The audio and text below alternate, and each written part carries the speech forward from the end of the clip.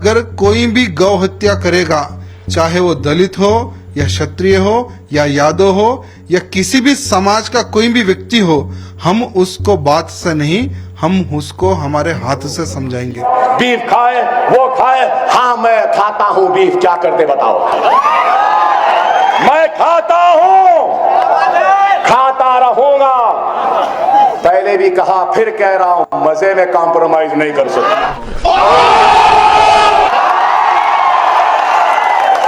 जब तक ये जबड़े के अंदर गोश्त नहीं रहा, निवाला हल्लक से नीचे नहीं जा सकता। म्यूजिक। अगर तेलंगाना में भारतीय जनता पार्टी की सरकार बनती है तो मित्रों, मैं आपसे कह सकता हूं, ओबीसी को यहां से वैसे ही भागना पड़ेगा जैसे हैदराबाद से निजाम को भागने के लिए मजबूर होना पड़ा था। एक और एक आया, आज एक और आया, वो कैसे कैसे की कपड़े पहनता है, तमाशे का दिखता है, किस्मत से चीफ मिनिस्टर भी बन गया, कह रहा है निजाम की तरह ओवैसी को भगाऊंगा। अरे तू क्या, तेरी हैसियत क्या, तेरी दिशा क्या? तेरे जैसे 56 आए चले गए। अरे ओवैसी तो छोड़ो, ओवैसी की आने वाली 1000 नस्लें भी इसी मुल्क में रहेंगी, तुझसे लड़ेंगी, तुझसे मुकाबला करेंगी, तुझे भगाएंगी। हम भागने वालों में से नहीं है।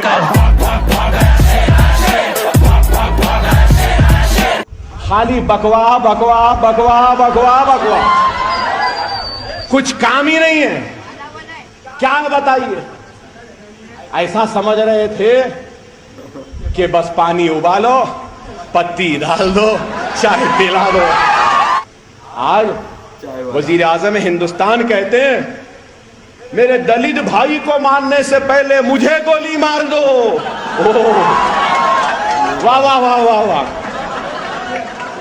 अगर आपको कोई तकलीफ है तो वार करना है तो मुझ पे करिए, मेरे दलित भाइयों पर वार करना बंद कर दीजिए। वार करना है तो मुझ पे कीजिए, गोली चलानी है तो मुझ पे चलाइए, मेरे दलित भाइयों पर मत चलाइए। उनको मार रहे हैं तो आपको गोली मार देना। अरे तुम वजीर आजम हो, इतना कमजोर हिंदुस्तान का वजीर आजम। अरे वजीर आजम विजारत उज़्मा की ताकत का, ओहदे का अंदाजा होता तो कहता, और अगर उसकी जगह मैं होता तो कहता कि अगर कोई दलित को मारेगा तो हिंदुस्तान की पुलिस की गोलियां उसको मार देगी। तुम ये कहना था, लेकिन ये नहीं कहे मेरे को गोली मार दो। अच्छा बाबा, मार नहीं तो गोली आपको मार दो बोले। अब गोबर खिला रहे तो उसको किसको खिलाना? हाँ, किसको? जेब में था चिल्लर, साथ वाले किल्लर, काम करे कांड वाले, लाइव बेड़ा थ्रिलर। मुसलमान 4-4 बच्चे पैदा कर रहे हैं, 8-8 बच्चे पैदा करो तुम भी। मुसलमान के 4-4 बीवियां, तुम भी करो। किसने रोका? अब वो अलग बात है, तुमको एक को नहीं संभाल रहे, हम 4 को संभाल सकते हैं। मजा आया। अरे हिंदुस्तान को लव जिहाद, घर वापसी, गौ रक्षक की जरूरत नहीं है, हिंदुस्तान को 2 वक्त की रोटी की जरूरत है। 26 इंच का सीना, फुला 56 इंच। चाय वाले,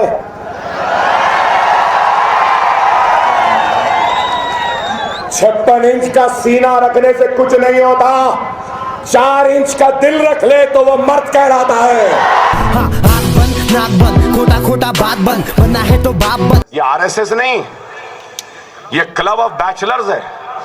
और ये लोग जो खुद तो शादी नहीं करेंगे, खुद जिम्मेदारी का बोझ नहीं उठाएंगे, खुद तकलीफ नहीं उठाएंगे, बीवी और बच्चों की पुकारों को, उनकी खिलखिलाहट को, उनके तनखीदों को और उनके गुस्सों को नहीं झेलेंगे, लेकिन दूसरों से कहेंगे कि आप चार चार पैदा करें। समझ में आया क्या? समझ में आया, मगज में आया। बात करता है तो चाहे, कुछ बोलता है तो चाहे। डिमोनेटाइजेशन के वक्त भी बोला तो यही बोला, क्या चाहे। फिर बोला तो क्या बोला, कड़क चाय, नरम चाय, फुला चाय, ये चाय। अरे बाबा, तू है हिंदुस्तान के नरेंद्र मोदी, वजीर आजम हिंदुस्तान नरेंद्र मोदी। मैं तुझसे बोलना चाहता हूं कि तू खुदा के लिए इस बात को भूल जा कि तू चाय वाला था, अब नहीं है, वजीर आजम है। चाय वाले जैसे बातें करना छोड़, वजीर आजम जैसे बातें कर। कुछ नहीं, क्या है? अरे हम बोले तो बुरा दिखता कि ये बोल रहे हैं, वो बोल रहे हैं, ऐसा बोल रहे हैं, वैसा बोल रहे हैं। हम नहीं बोले तो क्या हुआ, अल्लाह इनसे बुलाने लगा रहा है। क्या क्या बोल रहा है, क्या क्या बोल रहा है ये हिंदुस्तान का वजीर आजम। आज आप देखिए क्या आलम है। मालिया भाग गया लंदन, ललित मोदी पैसे लिया भाग गया, चौकसी भाग गया, इन्हें भाग गया, सब भाग रहे। कहां भाग रहे? लंदन भाग रहे। इन्हें लंदन, उन्हें लंदन, ये लंदन, मगर लंदन से एक आया वापस। सब भागे ना, एक आया ना। और आया तो क्या डर के आया, क्या खौफ में आया, क्या कांपते कांपते आया?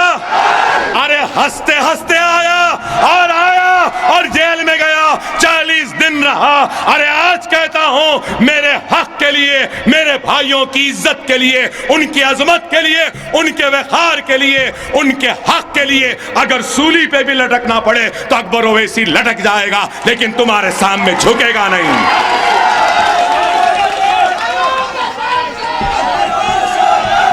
क्या डरते समझ रहे हैं? अरे डरने घबराने वालों में से हम नहीं।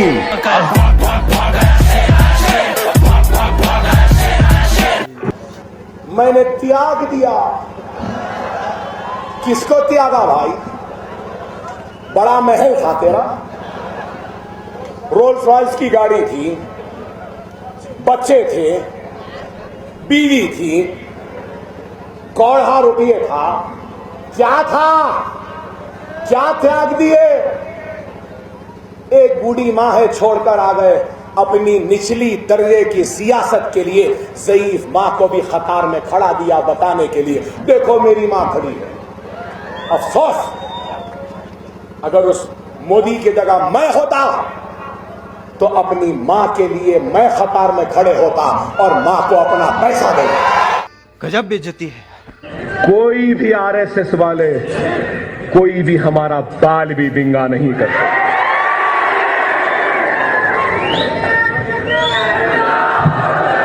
और याद रखो, दुनिया उसी को डराती है जो डरता है। दुनिया उसी से डरती है जो डराना जानता है। क्या है? अकबरुद्दीन ओवैसी से नफरत क्यों है? क्यों है?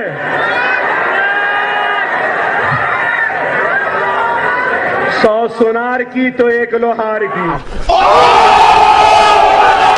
हमको कमजोर समझ रहे हैं?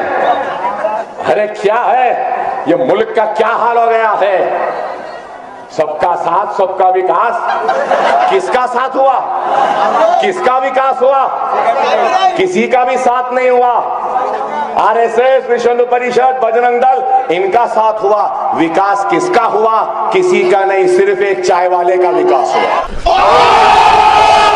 सबसे रिच पार्टी, सबसे ज्यादा इनके मेंबर्स, सबसे ताकतवर इनका वजीर आजम, 19 रियासतों में चीफ मिनिस्टर, संघ परिवार इनके साथ, आरएसएस इनके साथ, विश्व हिंदू परिषद इनके साथ, बजरंग दल इनके साथ, इतना बड़ा ताकतवर, और वोट मांग रहा है। वोट मांग रहा है तो अकबर ओवैसी का खौफ दिखा के मजलिस का नाम लेकर वाकई में कितना फकीर हो गया, कितना गरीब हो गया। था, डिग्री की तकसीम थी, वहां गए, मुखातिब थे, मुखातिब करते करते रोहित का जिक्र लाए। रोहित का जिक्र लाते ही क्या अदाकारी, क्या एक्टिंग थी, देखो जाके नेट पे भाई। कि मेरे ही देश के एक नौजवान बेटे रोहित को आत्महत्या करने के लिए मजबूर होना पड़ा।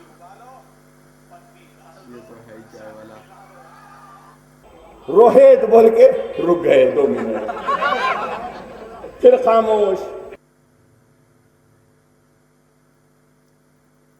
फिर यूं ऐसा, फिर उसके बाद आप बताइए, हर उसमें एक्टिंग। लेकिन वजीर आजम हिंदुस्तान, मैं पूछना चाहता हूं, अखलाक के घर में घुसकर झूठे इल्जाम के तहत अखलाक को मार दिया, उसके बेटे को जख्मी कर दिया, उसके बूढ़ी मां को तमाचा मार के नीचे गिरा दिए, अखलाक मर गया, उसका भाई दवाखाने में जिंदगी और मौत की कशमकश में था। उस वक्त वजीर आजम तुम्हारी जबान न जब खुली और अब तक भी नहीं खुली। क्या अच्छा भ्रष्टाचार है साहब। इलेक्शन में पूरा कैश में खर्चते हैं और फिर बोलते हैं भ्रष्टाचार के खिलाफ कर रहे हैं। And I'm sure now the BJP will make the election campaign payment on Paytm. I think, I'm sure. Mr. Modi will make a payment in UP elections by Paytm और जियो बैंकिंग। दारुसलाम के दरवाजे सबके लिए खुले हैं। हिंदू भी आ सकता है, सिख भी आ सकता है, ईसाई भी आ सकता है, पारसी भी आ सकता है, मुसलमान तो आते ही हैं। हर एक के लिए है। मगर यह जरूर कहना चाहता हूं, हिंदुस्तान किसी की जागीर नहीं है, हिंदुस्तान किसी एक का नहीं है। हिंदुस्तान पर माथे पर तिलक लगाने वाले का जितना हक है, सर पे टोपी पहनकर सुन्नत पालने वाले का भी उतना ही हक हिंदुस्तान पर है। सर पे पगड़ी बांधने वाले सिख का भी उतना ही हक है।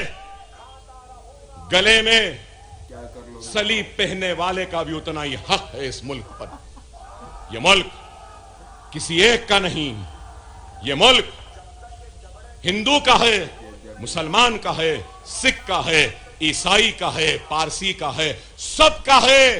हर मजहब के मानने वालों का है। यह मुल्क भगवान को मानने वालों का भी है, अल्लाह को मानने वालों का भी है, खुदा को मानने वालों का भी है, खुदा को नहीं मानने वालों का भी है।